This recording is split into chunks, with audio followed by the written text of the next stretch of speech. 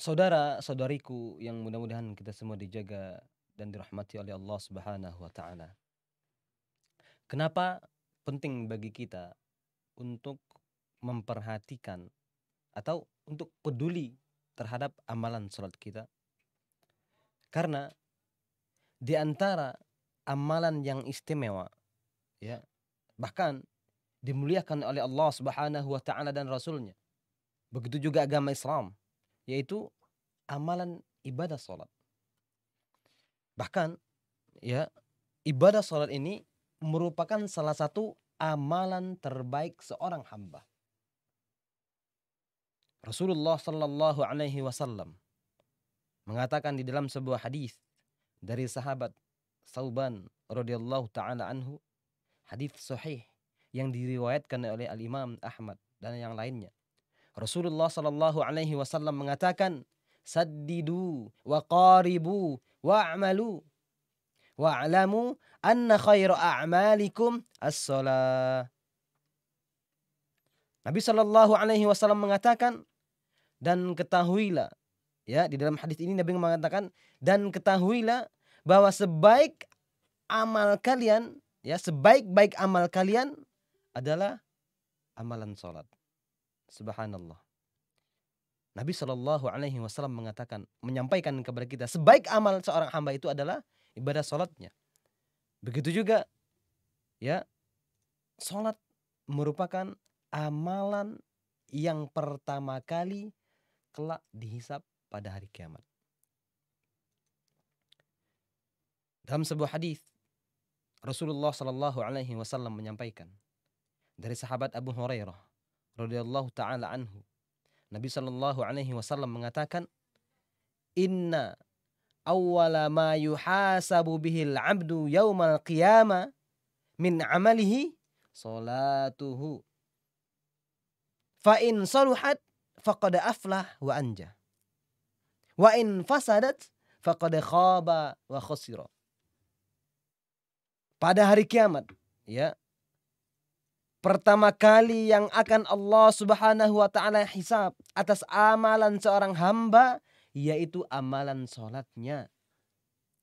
Jika salatnya baik, ya, maka dia orang yang beruntung dan orang yang selamat. Namun jikalau seandainya salatnya rusak, ya, maka dia akan rugi dan tidak beruntung. Maka dari itu, saudara-saudariku yang mudah-mudahan kita semua dirahmati oleh Allah Subhanahu wa taala, bagaimana salat kita? Baik itu pelaksanaannya. Karena di antara keutamaan salat yang lainnya, ya, salat ini merupakan satu-satunya ibadah yang diwajibkan dan diperintahkan oleh Allah Subhanahu wa taala secara langsung kepada Nabi Muhammad sallallahu alaihi wasallam tanpa perantara malaikat Jibril alaihi salam. Sedangkan untuk ibadah lainnya, Allah Subhanahu wa taala mengutus Jibril untuk mewahyukan kepada Nabi sallallahu alaihi wasallam, kecuali ibadah salat.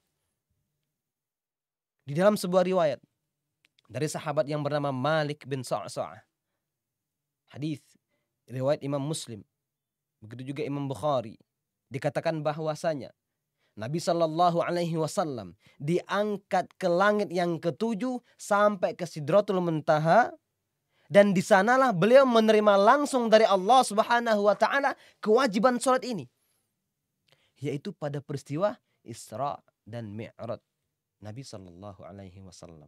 Langsung Allah memanggil Nabi untuk memerintahkan kewajiban sholat ini.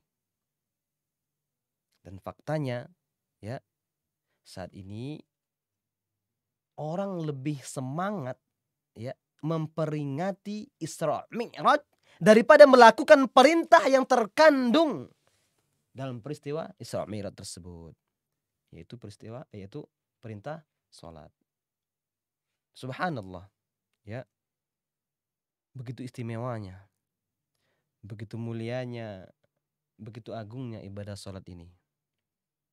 Ini diantara dalil yang menunjukkan kepada kita bahwasanya agungnya ibadah sholat dan tingginya kedudukan salat ini di dalam agama Islam.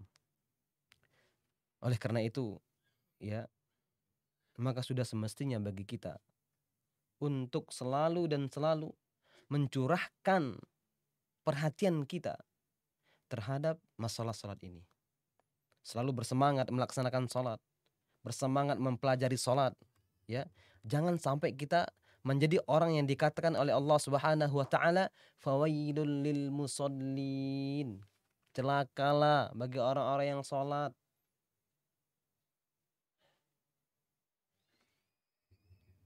Maka dari itu, coba tanyakan pada diri kita, pantaskah bagi seorang muslim meremehkan atau melalaikan suatu perkara yang diagungkan oleh Allah, melalaikan suatu perkara yang dimuliakan oleh Nabi Sallallahu Alaihi Wasallam, melalaikan atau meremehkan perkara yang dimuliakan oleh agama Islam? Wallahu taala a'lam bissawab.